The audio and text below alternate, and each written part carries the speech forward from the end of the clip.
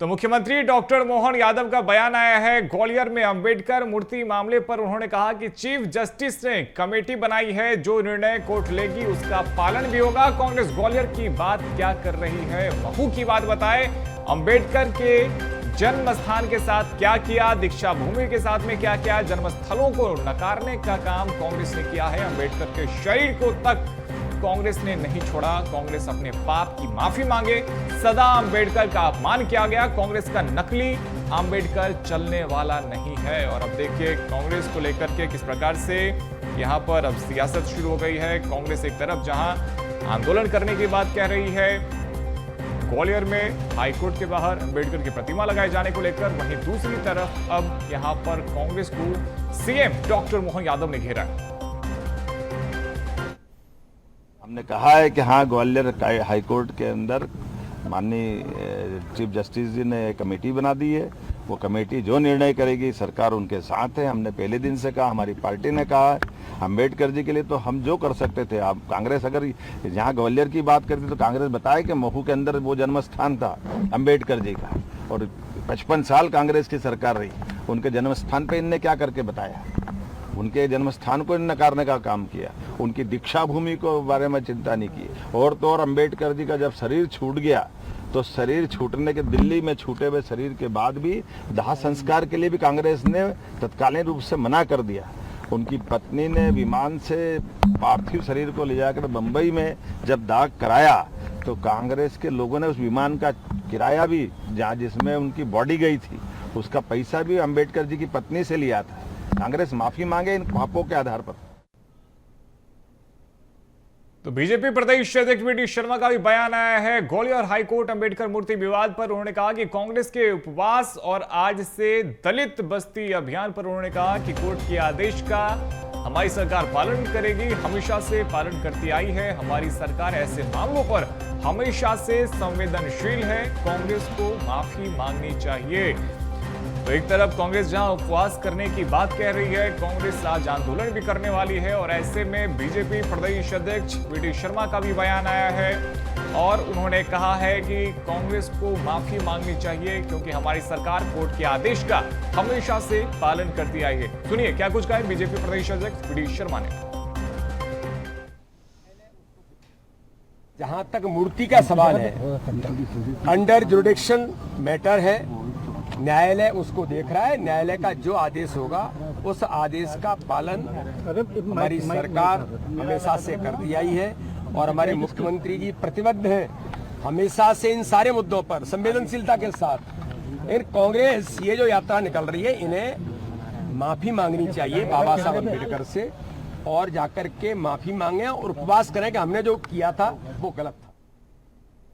और इस पर अधिक जानकारी के साथ हमारे सहयोगी रंजन भगत हमारे साथ में जुड़ गए हैं। रंजन, देखिए अंबेडकर को लेकर एक बार फिर से प्रदेश में सियासत तेज हो गई है। जहां एक तरफ कांग्रेस प्रदर्शन कर रही है मूर्ति को लेकर, वहीं दूसरी तरफ बीजेपी का कहना है कि न्यायालय की तरफ से जो कुछ भी आदेश आएगा हम उसका पालन करेंगे। तो कहीं ना कहीं अब सियासत प्रदेश में एक बार फिर तेज हो गई।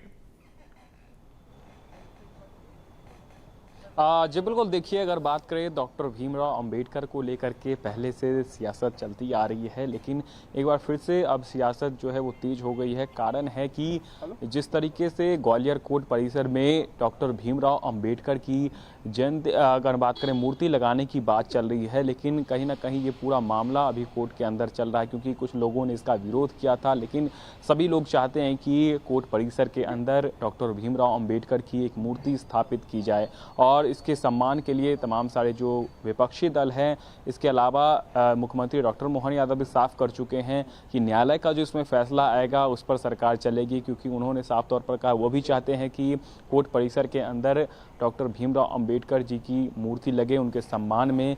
लेकिन कांग्रेस जिस तरीके से इसका लगातार इस मुद्दे को उठा रही है, और इसी के चलते आज से बस्ती चलो अभियान की शुरुआत कांग्रेस ने कर दी है और 25 तारीख को वो सामूहिक उपवास पर भी बैठने वाले हैं। और सामूहिक उपवास को लेकर भी मुख्यमंत्री डॉक्टर मोहन यादव ने तंज कसा है, क्योंकि सीधे तौर पर उन्होंने कहा है कि कांग्रेस ने कभी डॉक्टर भीमराव अंबेडकर का सम्मान नहीं किया, उनके जीते जी और मरणोपरांत भी जो है उनको सम्मान नहीं दिया। अगर उनको भारत रत्न देने का काम किसी ने किया है तो भारतीय जनता पार्टी ने किया है, लेकिन कांग्रेस ने तो उनका कभी भी सम्मान नहीं किया। कानून मंत्री के तौर पर जब थे तो उनको हटाने का काम किया, इसके अलावा कई सारे चुनाव लड़ने नहीं दिए, लगातार उनके साथ जो है पक्षपात कांग्रेस ने किया है। लेकिन भारतीय जनता पार्टी ने उनको उचित सम्मान दिया है। उनके जो 5 जगह है जहां पर उन्होंने शिक्षा ली थी, दीक्षा ली थी, उस जगह को पंचतीर्थ के रूप में भारतीय जनता पार्टी ने बिल्कुल डेवलप रंजन, किया। और चाहे यही बात करें- दिलचस्प भी है कि भारतीय जनता पार्टी को जब भी कांग्रेस वर्तमान में घेरने की कोशिश करती है तो भारतीय जनता पार्टी कांग्रेस को उनका इतिहास याद दिलाती है। बिल्कुल, निश्चित तौर पर देखिए तो जिस तरीके से डॉक्टर भीमराव अंबेडकर ने इतिहास रचने का काम किया, भारत में संविधान लिखने का काम किया, तो ऐसे में सभी लोग उनका सम्मान कर रहे हैं। लेकिन सियासी गलियारों में अगर हम बात करें तो लगातार पक्ष और विपक्ष के बीच जो है बयानबाजी जारी रहती है। खास करके भारतीय जनता पार्टी ने जिस तरीके से डॉक्टर भीमराव अंबेडकर के पंचतीर्थ को बनाने का जब से काम किया है, तब से लगातार सरकार इस बात को कह रही है कि कांग्रेस ने कभी भी जो है उनका सम्मान नहीं किया। खास करके मध्य प्रदेश में कई सारे स्थान है जहां पर डॉक्टर भीमराव अंबेडकर के नाम से चाहे वो सड़क हो, चाहे वो पुल हो, चाहे अन्य निर्माण कार्य हो, वो करवाए जा रहे हैं। लेकिन दूसरी तरफ अभी फिलहाल जो मामला चल रहा है वो ग्वालियर कोर्ट परिसर में है मूर्ति लगाने को लेकर, जिसमें कई सारे बार काउंसिल के लिए जो लोग हैं वो चाहते हैं इस मूर्ति को नहीं लगाया जाए, लेकिन कई सारे वकील इसका समर्थन कर रहे हैं। अब देखने वाली बात होगी कि पूरा मामला जो है न्यायालय के पास है, न्यायालय इस पर क्या फैसला सुनाता है, उसके बाद जाहिर तौर पे सरकार न्यायालय का आगे जो भी फैसला होता है अब कहीं ना कहीं सबकी निगाहें उस पर टिकी हुई है। बहुत शुक्रिया रंजन आपका हमारे साथ जुड़ने के लिए, तमाम अपडेट्स के लिए।